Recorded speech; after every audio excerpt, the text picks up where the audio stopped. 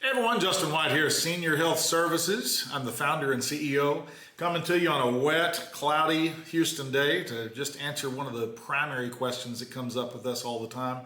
We will get calls from people continuously. They will have heard about us on the radio or gotten a mail piece or referral or something, and they will call up, hair on fire, and be like, oh my gosh, I heard that I have to sign up for Medicare right when I'm eligible or I'm going to be penalized for the rest of my life, and can you please get me in there right away? Okay, and we oftentimes will say, okay, just take a deep breath and we'll find out the rest of the situation. And most of the time, the people that are calling in worried about that are so far away from being in penalty territory, as I like to call it, as anybody I can think of. They're nowhere close.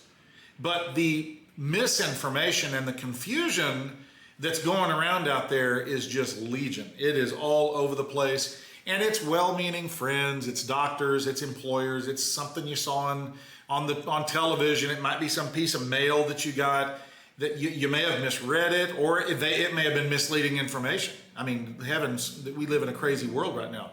So let's put this to bed right now, and because there's too many people worried about penalties, and most of the time it's not even valid at all. So let's talk about that. So what do you need to do to make sure that you're not penalized when you go into Medicare? And the short answer is you need to have what Medicare considers to be creditable coverage. And creditable coverage is defined as a coverage that is considered to be at least as good as A and B of Medicare is by itself. As long as you've got that in place in certain forms, then you can do whatever you want to and you don't need to worry about being penalized. Okay, so what is the most common form of creditable coverage? Employer group insurance in companies with more than 20 employees. So if you're working for a large company, and let's say they got 82 employees and you're on that group insurance plan, you're nowhere on the same planet of somebody that's going to get fined.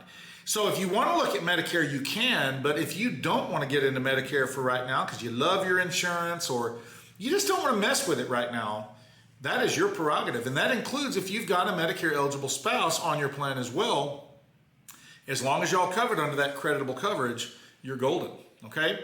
Now, for less than 20 employees, the rules get a little weird. They get a little blurry, and there's a toggle switch, and there's flexibility. And I don't like flexibility in things when I'm giving people advice. So normally it kind of could go either way, but normally if you called me and said, hey, there's 7 employees in my group, my company, and I'm on the group plan, what should I do? My advice to you is going to be to take the high percentage play and go ahead and sign up for Medicare because of that flexibility and the possibility that a fine could come into the picture. Make sense? The other times that you're going to be eligible or exposed, shall we say, to the possibility of being fined would be if you're on insurance that's not part of an employer group plan, like the marketplace or one of these indemnity type policies that are out there.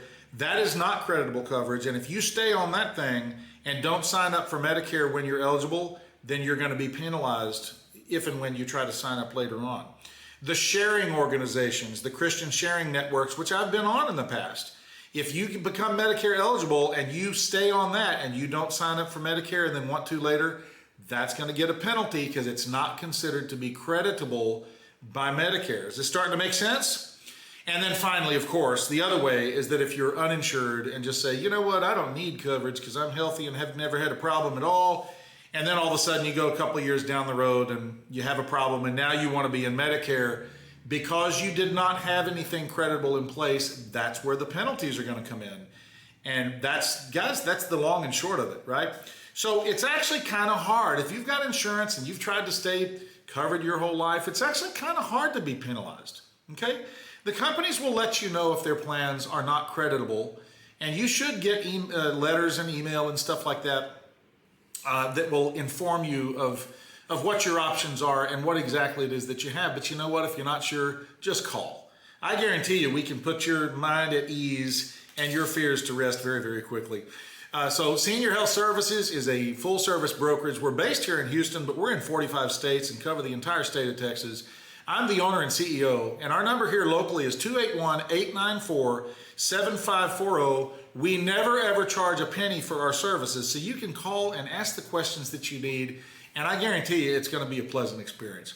Anyway, I hope that cleared some things up for you. I hope that helped you. Have a great day, and if we can help you, let us know.